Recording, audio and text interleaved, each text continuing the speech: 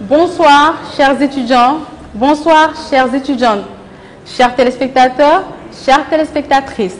Je me nomme Adja Fatou Tall et je suis étudiante à l'UCAO, mais aussi membre de la commission culturelle. Je suis là aujourd'hui pour vous présenter le débat qui opposera les deux candidats ici présents qui s'affronteront à l'élection présidentielle de l'UCAO Saint-Michel. Tout d'abord, le but de ce débat est simple.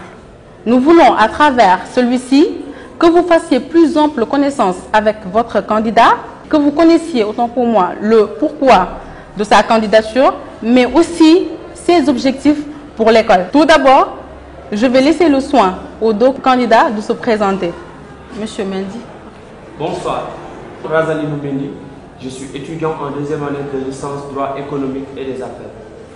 Je salue au passage tout le personnel administratif de l'UCAO Saint-Michel, tous les différents directeurs des études, plus particulièrement M. Henri Fay et M. Jean-Marie Sey. Bonsoir, je suis Ndaya Yongama Hassan, étudiant en licence droit de HEC. Merci. Allons sans plus tarder entrer dans le vif du sujet. Monsieur, dites-moi, cette année, on a remarqué que la campagne est très molle. Dites-moi, pourquoi, selon vous, pensez-vous qu'il y a autant de manque d'euphorie? Merci pour la question. Je voulais juste dire que cela ne dépendait absolument pas de moi. Je voulais mettre un peu d'ambiance, mais le règlement de l'école nous interdisait de le faire. Et merci premièrement pour votre question. Moi je pense que s'il n'y a pas assez d'ambiance cette année-ci, c'est simplement dû à un problème de communication. Parce que depuis que UCAO est UCAO, je pense que deux candidats, ça n'est jamais vu. Voilà, donc c'est un défi qu'il faudra relever. Et je pense que ce volet de la communication, il faudra mettre vraiment la main dessus. Donc, merci. Pourquoi pensez-vous que vous feriez un bon président?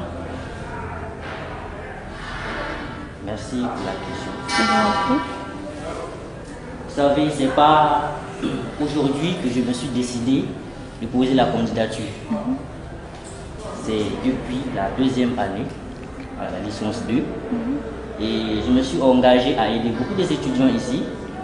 Et donc, en les aidant individuellement, j'ai dit, bon, c'était intéressant, mais pouvoir les aider collectivement, c'est-à-dire apporter ma contribution pour le développement de l'université. Un étudiant qui est très efficace, c'est l'image de l'université qui est en jeu. C'est ce que je peux dire. D'accord, merci beaucoup pour la réponse. Dites-moi, monsieur Mendy, selon vous, pourquoi pensez-vous que vous feriez un bon président? Merci pour la question.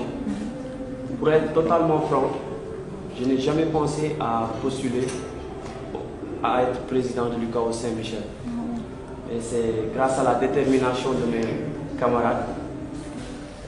Aussi, je me suis senti investi d'une mission, celle de protéger mes camarades, de les guider et de veiller à leurs intérêts.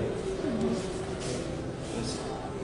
Je vous ai entendu parler tout à l'heure d'intérêt. Donc, selon vous, l'intérêt des étudiants n'est-il pas bien protégé à l'école?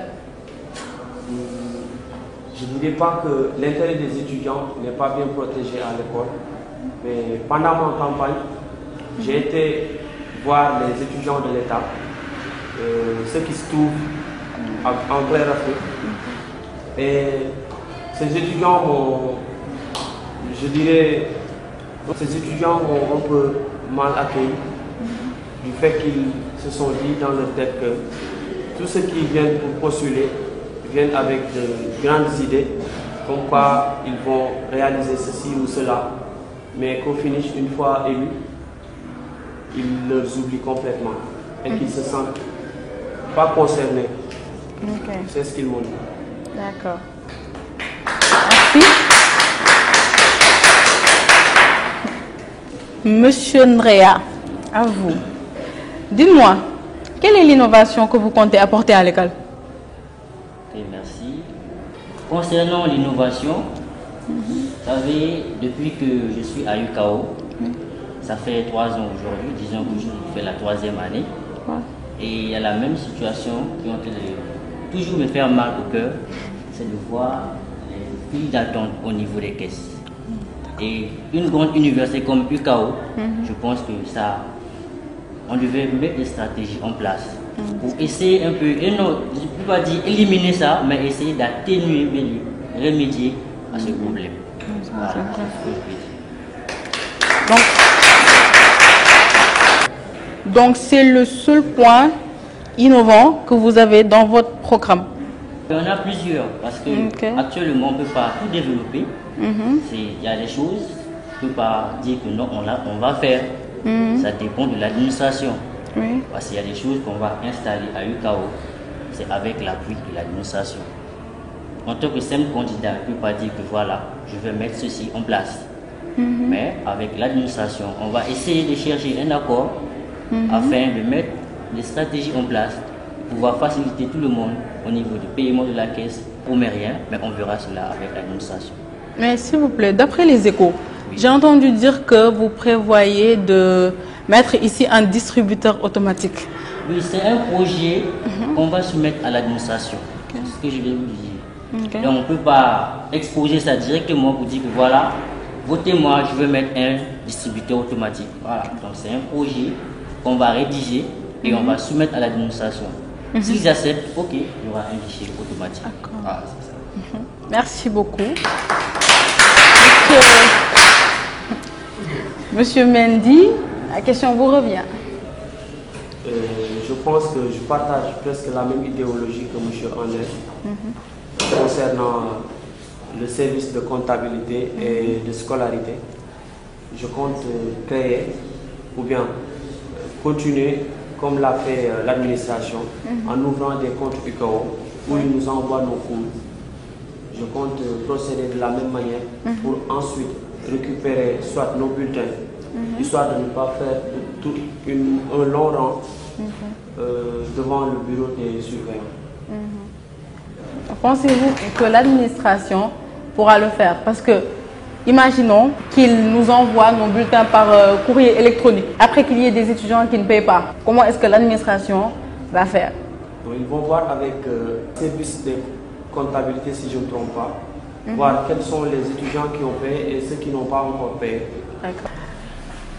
Monsieur Ndreya, dans votre discours de tout à l'heure, j'ai remarqué que le point pédagogique vous tient vraiment à cœur. Parce que vous m'avez parlé de cours que vous donniez à certains étudiants. Selon vous, sur le plan pédagogique, qu'est-ce que UKO pourrait faire pour mettre plus à l'aise ses étudiants? Bon, merci. Je vous en prie. Tout d'abord, j'ai remarqué, en enseignant les étudiants, j'ai eu à remarquer l'année passée qu'il y a des étudiants qui se retrouvent dans les études de comptabilité alors qu'ils devraient être normalement en train de faire les études de droit. Ça, c'est ce que j'ai eu à remarquer. Et je pense que cela est dû à un problème d'orientation.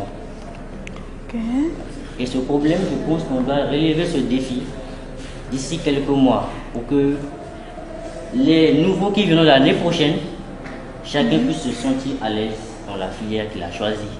Promouvoir le talent au sein de l'université. C'est-à-dire pouvoir récompenser les meilleurs étudiants, parce que quand on travaille dur, il faut qu'on soit récompensé. Sinon, on risque de perdre les pédales. Et on compte aussi récompenser les meilleures classes. Donc cette année-ci, on va prendre les statistiques par classe, puis on va essayer d'analyser pour mobiliser, pour instaurer une compétition au sein de l'université.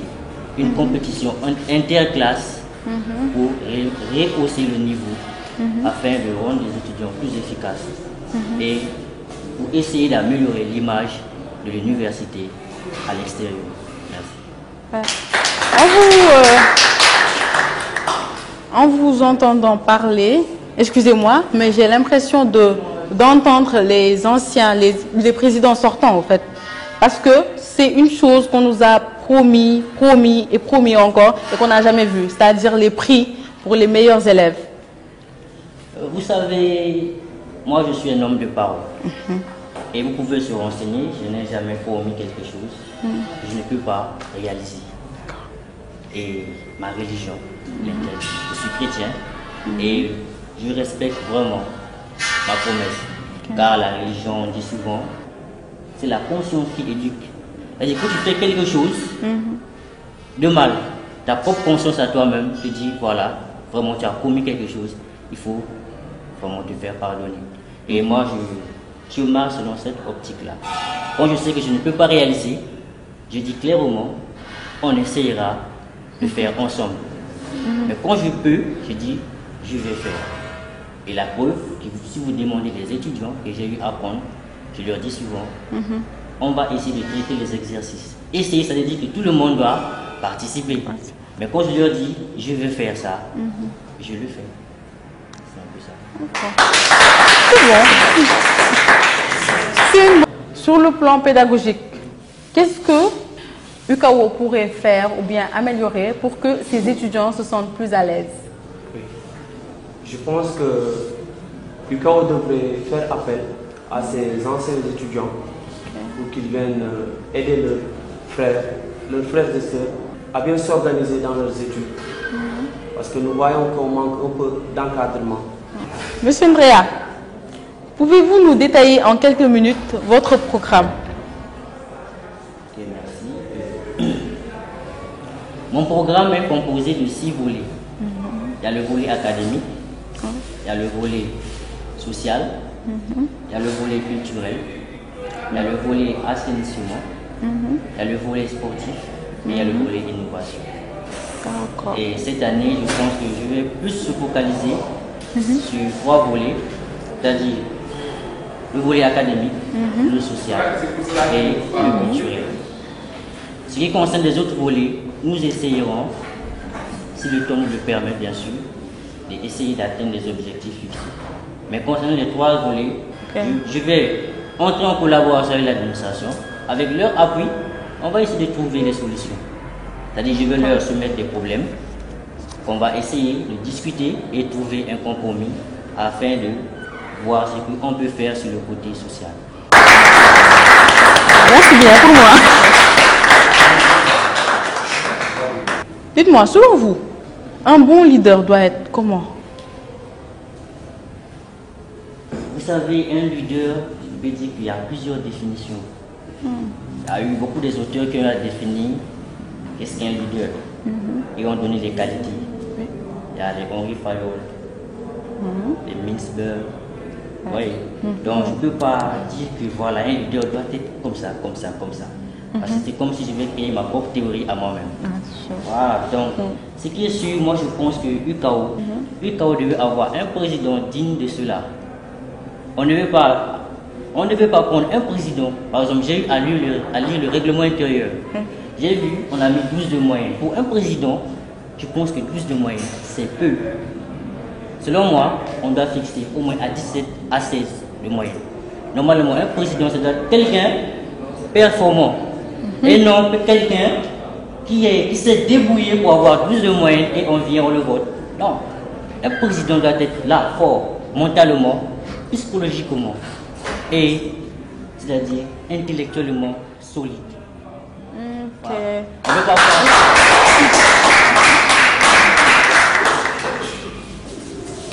Et sur ce point, je pense qu'on doit vraiment mettre l'accent sur cela. 12 de moyenne, pour moi, je pense que c'est trop petit. En tout cas, je vais dire très clair, il faut qu'on change cela. Parce qu'un président, avec plus de moyens, un lycéen peut faire ça. Et en trichant, bien sûr. Il y a d'autres qui trichent, ils ont 14 de moyenne. D'accord. Maintenant, d'après ce que j'ai retenu, selon vous, un bon leader doit être calé dans la tête. Voilà, il doit être intellectuellement fort. Ok. C'est ça, être un bon leader. Et avoir l'art de diriger. C'est-à-dire, on ne doit pas se présenter directement parce que ce sont mes amis qui m'ont dit de se présenter ou bien ce sont mes camarades qui m'ont poussé. Un leader doit savoir ce qu'il doit faire. C'est-à-dire, toi-même, tu dois avoir ta propre ambition avant que les gens te disent d'aller faire.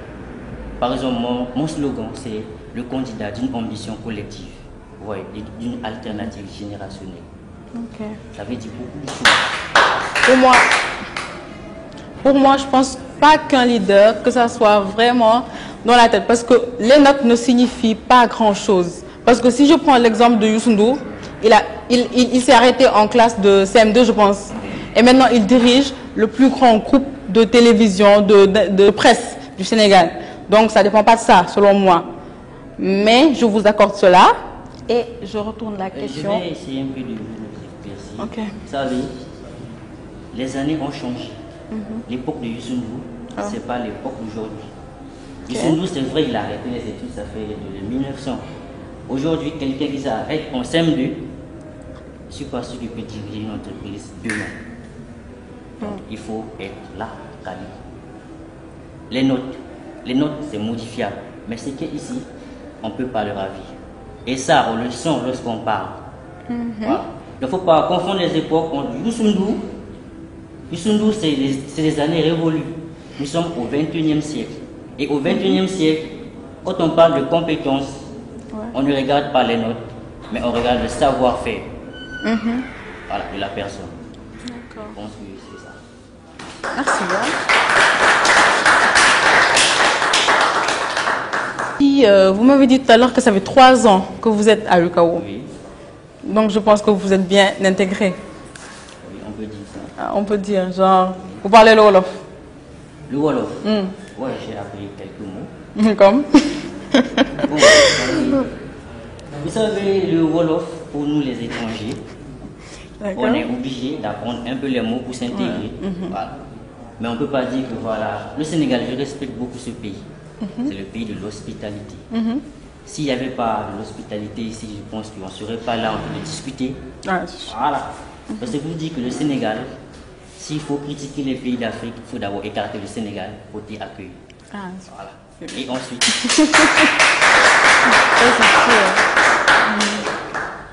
Voilà. Donc le Wolof, on doit apprendre ça. Mais on n'est pas obligé de connaître toute la langue. Il y a des mots qu'il faut apprendre pour nous permettre au moins de communiquer avec des gens qui ne s'expriment pas en français. D'accord. C'est ça. C'est ça en fait l'utilité du Wolof pour nous, les étrangers. Donc si je vous dis Nangadef, vous me dites Magnifique. Ah, donc ça va. Donc dites-moi maintenant, depuis que vous êtes à l'UCAO, quel est l'événement qui vous a le plus marqué? Bon, je dirais qu'il y a un événement qui m'a le plus marqué, mais ça concerne le collège. Dommage.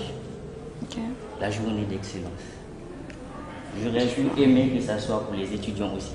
Vous savez, il faut savoir récompenser les intellectuels. C'est-à-dire ceux qui travaillent dur doivent être vraiment mis en valeur. Parce que ce sont eux qui représentent l'université. Quand on parle des têtes de l'université, on doit pouvoir les mettre en premier. Ce sont eux qui défendent l'université ailleurs. Et je pense que l'événement là, c'est pour ça cette année-ci, j'ai pris cela, j'ai mis dans le volet académique. Voilà, ça c'est une bonne chose. Vous êtes là assis en face de moi et en face de votre challenger. Dites-moi, que pensez-vous réellement de lui? Bon, je ne vais pas directement dire que voilà, c'est quelqu'un de... C'est un adversaire, oui. D'abord, tout, c'est un étudiant comme moi. Oui, c'est sûr. Nous sommes dans une même université. Je peux dire que l'UCAO, c'est un État dans un État, vous savez. Ce n'est pas le Sénégal ici. Ici, c'est l'Afrique. Donc, nous sommes des Africains. Je ne peux pas dire que nous sommes des collègues, nous sommes des Africains actuellement. Et moi, je pense que c'est un candidat qui est très bien. Il fait du droit. C'est une matière que j'aime beaucoup. Mais la comptabilité, je la préfère plus que le droit. Voilà. Mais pour faire la comptabilité, il faut associer le droit. Et je pense que s'il arrive à être président, je pense qu'il aura besoin du droit, mais il doit associer aussi de la finance. Parce que pour pouvoir gérer, il faut être équilibré. Voilà, c'est ça. Sûr. C'est vrai que c'est vrai que l'UCAO est le symbole même de l'intégration africaine. Voilà, ici avec un Congolais, un Sénégalais qui s'affrontent, donc toute l'Afrique. Voilà. Dites-moi, Monsieur Mendy, si vous êtes élu président de l'UCAO Saint-Michel, quelle est l'innovation ou quelles seront les innovations que vous comptez apporter à l'école? Si jamais je suis élu président de l'UCAO Saint-Michel, je compte faire la promotion d'un esprit d'appartenance à notre institution. d'un esprit de leadership, de créativité et de solidarité, tout en facilitant les interactions entre étudiants des différentes filières. Sur le plan pédagogique, qu'est-ce qu'on pourrait améliorer à l'UCAO pour pouvoir mettre plus à l'aise les étudiants? D'après bon nombre d'étudiants, les heures de cours sont un peu excessives. Certains, personnellement, je me disais en première année que je n'avais pas assez de temps pour apprendre mes leçons. Parce que non seulement je me réveille à 5 h du matin, j'entre à 8 h pour ensuite descendre quelquefois à 17 h. Le temps d'arriver à la maison, il fait 19 h. J'arrive, je dois manger, je suis fatigué et je n'ai pas assez de temps pour ouvrir les cahiers. Du coup, si jamais on pouvait soit réduire le temps, je dirais même pas réduire, mais essayer de faire en sorte que nous ayons le temps de nous reposer quelques fois, soit 2 jours dans la semaine, ce serait un peu favorable pour le bon fonctionnement de nos études. Mais ne pensez-vous pas que si on perd déjà 2 jours, que ça ne soit pas équitable? Parce que vu le montant qu'on paye ici à l'école, je pense qu'on doit en avoir pour notre argent, quoi. Donc je pense que c'est assez équitable ce qu'on nous donne comme enseignement. Ou bien vous n'êtes pas du même avis que moi? Je suis tout à fait d'accord avec vous. Je ne dis pas qu'on sèche 2 jours, 2 jours de cours, mais qu'on essaie d'alléger les emplois du temps. Comme si, par exemple, lundi, si on apprend de 8 h à 17 h, le mardi, qu'on vienne soit de 8 h à 13 h. Comme ça, nous aurons plus de temps de nous reposer et de reposer nos têtes. Parce que c'est l'esprit qui travaille.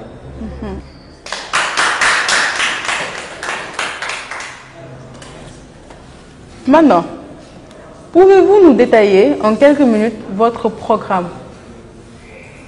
Mon programme est réparti en 3 parties. D'abord, je me suis beaucoup basé sur l'aspect pédagogique, pour ensuite dire l'aspect culturel et enfin l'aspect sportif. Pédagogique, nous comptons organiser des séminaires afin de mieux insérer nos étudiants dans le milieu professionnel. Côté aspect social, je dirais que c'est l'aspect qui m'a le plus motivé à présenter ma candidature. L'année dernière, j'ai vécu des situations un peu accablantes. Il y avait beaucoup de mes camarades qui ne parvenaient même pas à s'acheter leur propre petit déjeuner. D'autres ne pouvaient même pas payer leur mensualité. Et je n'ai vu aucune action venant de la part du gouvernement pour essayer d'éradiquer ce problème. Du coup, je me suis fixé comme objectif le poste de président afin de régler une bonne fois pour toutes ce problème.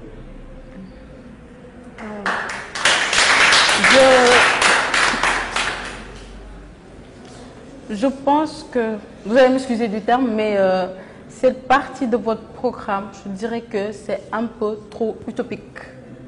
Vous comprenez bien ce que je veux dire? Parce que quand vous nous parlez de séminaire, moi ça fait 6 ans que je suis ici dans l'école. Chaque année, depuis que je suis à Saint-Michel, on parle de séminaire. Je suis venue ici à Lucas où on parle de séminaire. J'ai jamais rien vu. Donc selon vous, comment comptez-vous réaliser ces séminaires dont vous nous parlez? Je me dis que si ces séminaires n'ont pas été réalisés, c'est en grande partie à cause de la communication que mes prédécesseurs ont eue avec l'administration.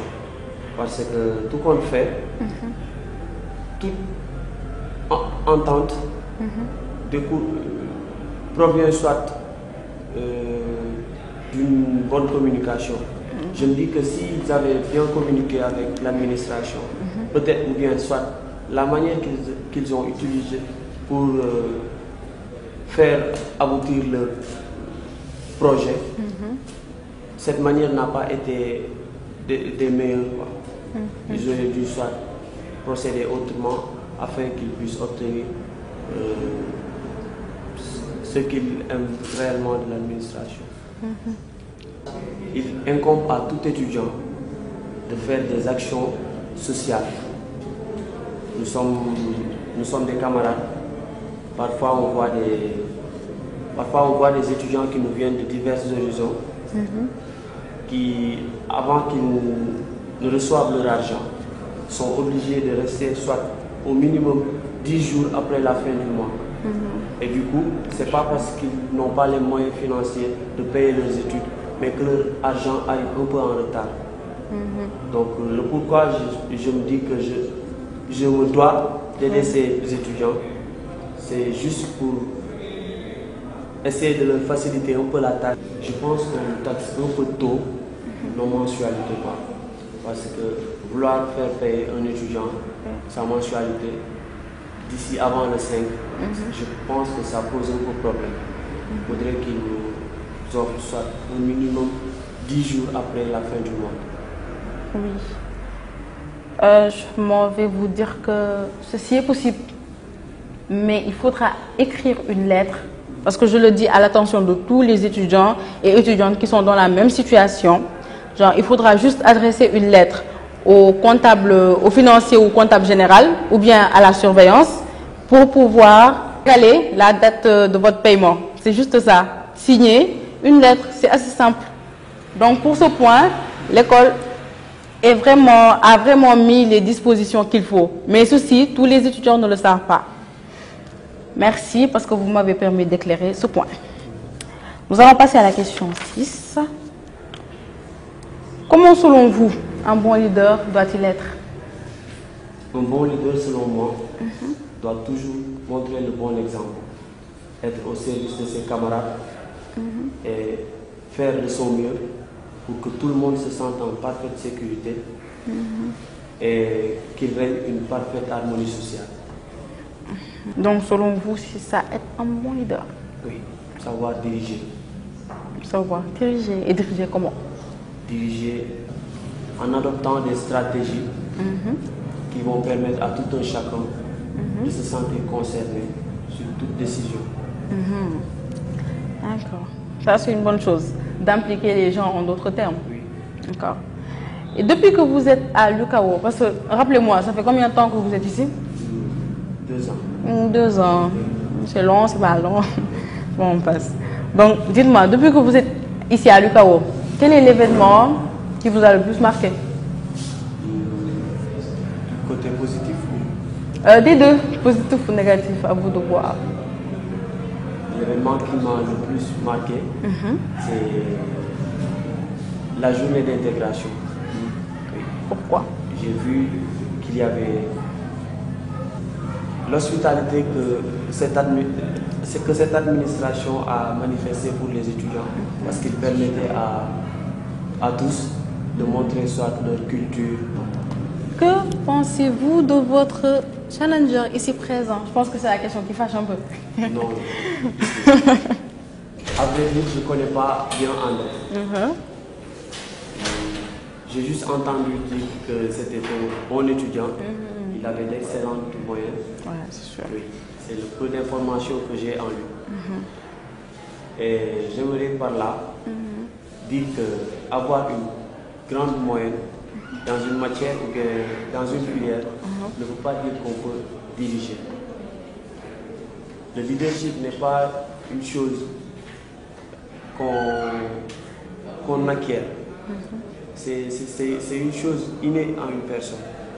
On est leader. Ok. Monsieur Andrea, que pensez-vous de ce qu'il vient de dire? Bon, vous savez, moi personnellement, vous savez, je n'apprends pas pour les notes. Okay. Moi en fait j'apprends parce que j'ai envie d'apprendre. Et quand j'apprends, comment on peut dire ça, j'ai cette impression-là que je dois apprendre quelque chose qui va me servir de se défendre un jour. Donc les notes pour moi ça ne veut rien dire. Si c'est les notes, je vais te dire tout à l'heure que les notes sont modifiables. Tout le monde peut tricher, avoir 17 de moyenne, c'est clair. Mais c'est ce qui est dans la tête. Voilà. Il faut savoir défendre ce qu'on a appris. Voilà. Et c'est moi, je marche toujours dans cette optique. Apprendre, comprendre, entreprendre. Voilà, le débat tire à sa fin. Nous allons laisser le soin aux deux candidats de donner leur mot de la fin. Allez, monsieur Andrea, c'est à vous. Merci. Bon, en fait, ce que je peux dire aux téléspectateurs, aux étudiants, c'est juste que de ne pas voter par affinité. Voilà. Il faut voter par rapport, comment on peut dire, par rapport au niveau d'intellectualisme. Il ne faut pas qu'on ait un président qui ait des difficultés de s'exprimer, des difficultés de défendre son niveau scolaire, des difficultés de défendre, au moins l'honneur de l'établissement. Et moi je pense qu'un étudiant pour être président doit d'abord avoir une bonne image au sein de l'université, ça c'est clair. Et quand on a une bonne image, on peut être président. On ne peut pas être réveillé, nous doit dire parce que j'ai beaucoup des amis qui me voter. Ça c'est du gâchis. Ah oui, ça c'est du vote, on peut dire que c'est la calomnie ça. Nous sommes plus à l'époque de on se connaît, on me vote et puis je suis président. Donc j'invite les gens à voter selon le degré de responsabilité. Il faut voir qui est responsable, qui peut faire ceci. Il faut mettre en place le savoir-faire et le savoir-être. Donc moi j'invite les gens. Je ne force personne à me voter. Mais au moins, qu'ils écoutent au moins ce que je sais de dire. Et je m'adresse en particulier au Sénégal. Moi j'aime bien le Sénégal. Et je ne vois aucun mal. Et je n'ai jamais fait du mal à un Sénégalais. Tout à l'heure j'ai fait un discours. Des gens qui m'ont insulté, ça m'a fait mal. Je suis resté calme en tant qu'un bon Africain. Je me dis que ce sont des Africains, mais ce sont des ignorants. Voilà. Ils ne savent pas ce que c'est vraiment l'intégration. Je ne veux pas dire que je suis Congolais ou je suis au Sénégal. C'est que je suis quelqu'un qui ne fait pas partie de la culture sénégalaise. Je peux me marier avec une Sénégalaise. C'est l'intégration.